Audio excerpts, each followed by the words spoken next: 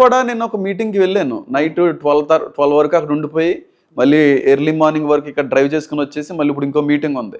నిద్ర కూడా లేదు. నిన్న అక్కడ వాళ్ళు చెప్తున్నారు, మీటింగ్ నన్ను పిలిచినటువంటి వ్యక్తులు చెప్తున్నారు, వాస్తవానికి మీ ప్లేస్లో ప్రవీణ్ పగడాల గారు ఉండాలండి, కానీ ఆయనకు బదులుగా ఈరోజు మీరు నిలబడ్డారు అన్నప్పుడు నేను చాలా బాధపడ్డాను. ఎందుకంటే నా ట్రావెలింగ్ అంతా కూడా ఆయన ఎక్కడ యాక్సిడెంట్ అయ్యాడో, ఏ టోల్గేట్ల దగ్గర ఆయన సీసీ కెమెరాల్లో పడ్డారని చూపిస్తున్నారో అవన్నీ చూసినప్పుడు నేను చాలా చాలా చాలా విచారించానండి. ఇప్పుడు వచ్చేటప్పుడు కూడా ఆయన సెమిట్రీని చూసుకుంటానే వచ్చాం. అంత మంచి మనిషి మరణాన్ని కొంతమంది దుఃఖం వ్యక్తపరచకపోగా బాగా జరిగింది అనేటువంటి దానిలో కూడా కారణం ఉంది. ఎవరాళ్ళు? కొంతమంది ఉంటారు కదా, కొంతమంది అంటే క్రైస్తవులా లేకపోతే ఇప్పుడు ఎవరినైతే ఏ దేవుళ్ళనైతే ఏ మత గ్రంథాలనైతే వివరిస్తూ కొంతమంది మనోభావాలను దెబ్బతీసే విధంగా ఈయన మాట్లాడారో వాళ్ళు కొన్ని విషయాల్లో స్టార్టింగ్లో కొంచెం అలా మాట్లాడవలసి వచ్చింది. వాస్తవానికి ఏ మనిషి వచ్చిపోయినా ఆనందించే వ్యక్తి అంటే ఎవరు ఉంటారు? కొంతమంది అంటున్న విషయం ఏంటి అంటే ప్రవీణ్ పగడాల మరణాన్ని క్లియర్గా క్రైస్తవులు వాడుకుంటారు అని అన్నారు. నిజమేనా? ప్రవీణ్ పగడాల గారి యొక్క మరణాన్ని కొంతమంది క్రైస్తవులు వాడుకుంటున్నారు. కొంతమంది క్రైస్తవ పాస్టర్లు.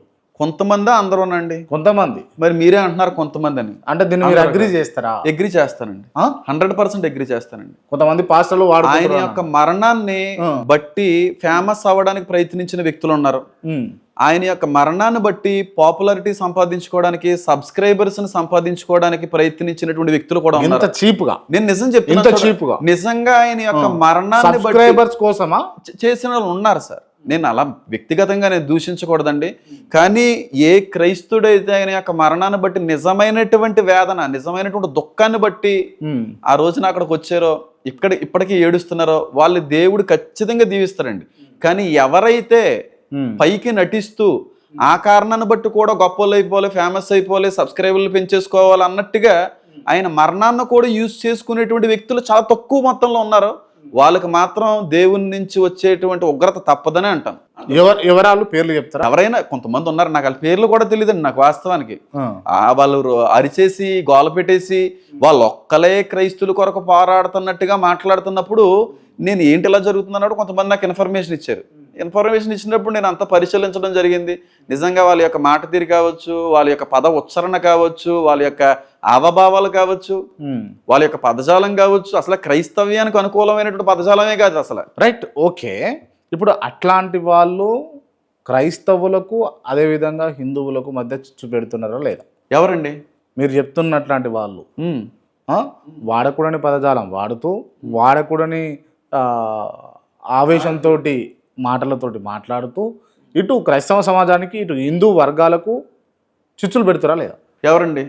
మీరు ఎంతసేపు చెప్పినటువంటి పర్సన్స్ సబ్స్క్రిప్షన్ కోసము లేకపోతే ఉన్న అందరూ లేరండి. కొంతమంది చాలా బాధ్యతగా, భారంగా మనం చెయ్యాలన్న ఆలోచనతో చేసిన వాళ్ళు కూడా ఉన్నారు. నేను పేర్లు అయితే ప్రస్తావించను. ఎప్పుడూ కూడా రోడ్డు మీదకి రాని వ్యక్తులు కూడా రోడ్డు మీదకి వచ్చి ఆయన కొరకు నిలబడాలనే ఆలోచనతో నిలబడిన వ్యక్తులు కూడా ఉన్నారు. చాలా మంది గొప్ప సేవకులు ఉన్నారు అందులో. కొంతమంది రాష్ట్రం కాని రాష్ట్రం అయినప్పటికి కూడా ఈ రాష్ట్రానికి సంబంధించిన నాకు కూడా తెలియదు, ఏలూరు అంత దూరం నుంచి ఇక్కడికి వచ్చి అసలు ఏం జరిగిందని పరిశోధించి ఇవన్నీ చేసుకుని వెళ్ళాడంటే ఆయన కష్టాన్ని దేవుడికే తెలియాలి. కాబట్టి ఆయన మరణాన్ని బట్టి నిజమైన దుఃఖాన్ని అనుభవించి నిజంగా న్యాయం జరగాలి అనేటువంటి పోరాటాలు చేసిన వాళ్ళు ఉన్నారు. కొంతమంది తన మరణాన్ని సైతం క్యాష్ చేసుకోవడానికి, పాపులారిటీ సంపాదించుకోవడానికి ప్రయత్నించినటువంటి వ్యక్తులు కూడా ఉన్నారండి. నేను ఎప్పుడూ కూడా చెప్తున్నానండి, పాస్టర్లు అందరూ నిజమైన పాస్టర్లు అనడానికి వీల్లేదు. పాస్టర్లలో తోడేళ్ళు ఉంటారని యేసుక్రీస్తు ప్రభువారి గారే చెప్పారు కనుక